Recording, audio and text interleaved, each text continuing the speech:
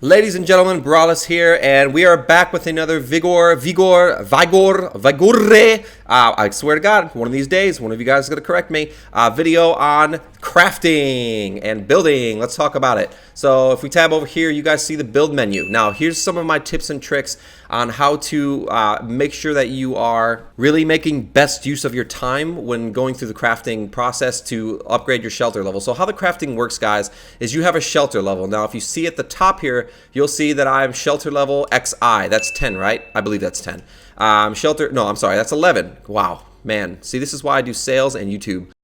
So I'm shelter level 11, right? Now the whole goal of this game is to obviously get to shelter level 13. That is the best, highest shelter level you can get. And at that point, once you hit the highest max level for your house, your shelter, it goes from looking like Nicolas Cage's hairline to looking like R. Kelly's mansion. Oh, you can't mention R. Kelly on here. You can't. He's bad. No, not R. Kelly. So how you progress through the levels, guys, to build up your shelter is you start off with one. You start off with the crafting bench. Now they teach you how to use this crafting bench and what it does during the tutorial. Now what this crafting bench does is as you upgrade this crafting bench here to the highest level 13, as you go through every level, you'll obtain new blueprints for ammo, for weapons, etc., etc. Now, I've kind of taken my time upgrading that because I kind of have my weapons that I like to use, so I figured I would use my materials, my crafting materials, and you know, like chemicals, metal parts, things like that, for other things. Now, you obtain these materials, chemicals, metal parts, let's see, glass, electronics, fertilizer, metal parts, again, I've said that already, fuel. You find all these things out in the field, nails, etc.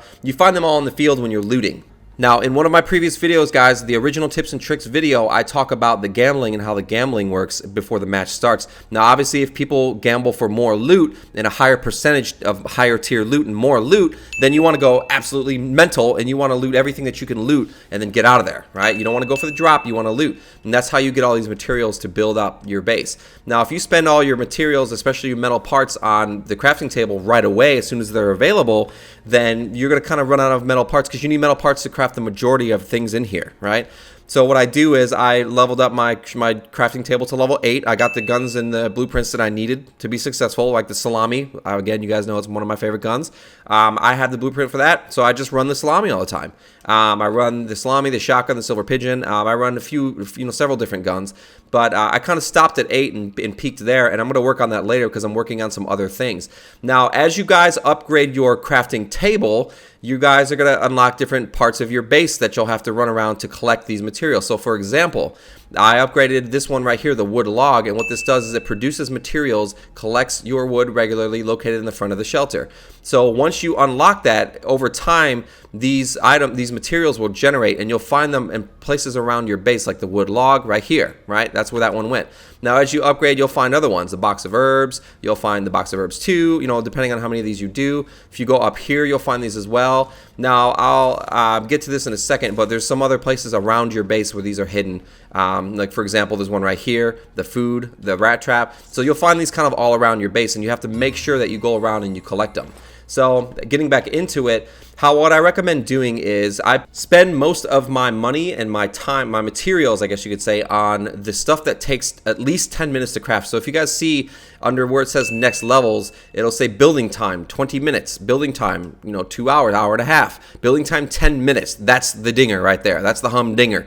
That's the one. Those are the ones you want to spend most of your time on because this is what's going to get your shelter level up the highest. So you unlock more of these different crafting, I guess you can say, items, right? Crafting slots. So I spend most of my time, because they also take the less materials, but I spend most of my time and materials on the things that cost 10 minutes to craft. I don't really spend a lot of time on the ones that take an hour or whatnot, because remember, guys, these timers tick down even if you're offline, even when you're sleeping, whatever. These timers decrease while you're sleeping, and they kind of like a mobile game. Ugh, don't compare it to a mobile game. Don't compare Vigor to a mobile game. Don't do it. Don't do it. Stay on target. But yeah, so spend your time on the smaller crafting items, right? Because what you ultimately want to do is you want to get to this bad boy here, the electric generator. Now, I'm going to unlock the electric generator. I actually had the stuff to do it, and then I ended up going back, and I think I unlocked the crowns one. Yeah, I used some electronics on the crowns because I was starting to get into gambling, I guess you can say. So I went back and I used my electronics on that and kind of held this one off for a little bit. But this one, the electric generator, allows you to build two improvements at the same time, right? So instead of just doing one at a time like you normally do, like if I craft the smokehouse, for example, it takes 10 minutes to craft. I can also craft another one at the same time instead of just doing the smokehouse and having to wait 10 minutes for it to be done. So it is useful. Now, you could look at this and say, nah, it's not really worth it. I'm cool doing one at a time, and that's all you do you, boo-boo. Do you, boo-boo. So spend your money on something else. Now, crowns you definitely want. Crowns are priority number 1, guys. You want crowns because you want to gamble. You want to gamble at the beginning of the matches. And typically what happens is nobody will gamble until they see somebody else gamble first. So you want to have a constant crown regeneration. Now I'm working on getting this higher up. I'm still debating whether I want to spend my electronics on the crowns or on the electric generator so I can craft 2 things at once. I'm not exactly sure yet. The issue is that it will take me a day and a half to fucking craft the antenna and be able to just to get like an extra crown a day. So I don't know if it's worth it. And if you guys scroll down, you can see it does 20 crowns per day. That would be very useful, right?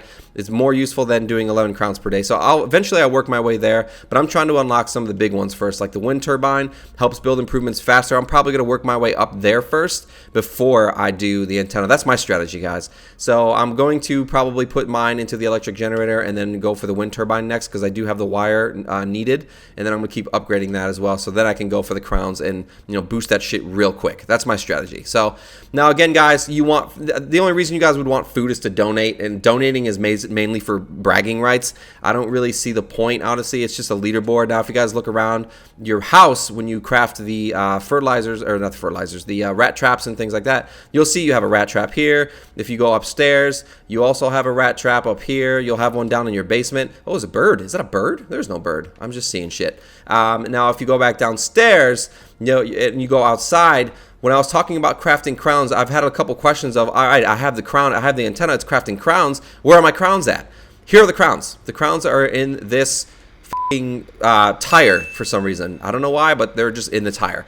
So this is what I recommend, guys. But basically, guys, that's all I have. So spend most of your time, most of your materials on crafting lower level items that only take 10 minutes so you can get your base shelter level up enough to be able to craft the electric generator and eventually the wind turbine. As you guys see, even if I were to do the electric generator probably tonight, because I'll have enough electronics to do that by then, I still won't be able to, for another 2 levels, craft the wind turbine. So I still need to, you know, pick my way up there. I need to work my way up there slowly by crafting things that take an hour, crafting things that take 10 minutes, whatever, and work my way through the lower level ones first to be able to do that. So that's my strategy, guys, to make sure that you're utilizing the best of your time and materials without using them on useless shit in Vigor. So if you guys disagree, if you agree, let me know in the comments. Please thumbs up, like, and share this video. It definitely helps the channel grow. We want to bring more people into this game because I'm really enjoying it. I think this game could be something great if we can help it evolve. And then I will see you guys on the next Talk Gaming series.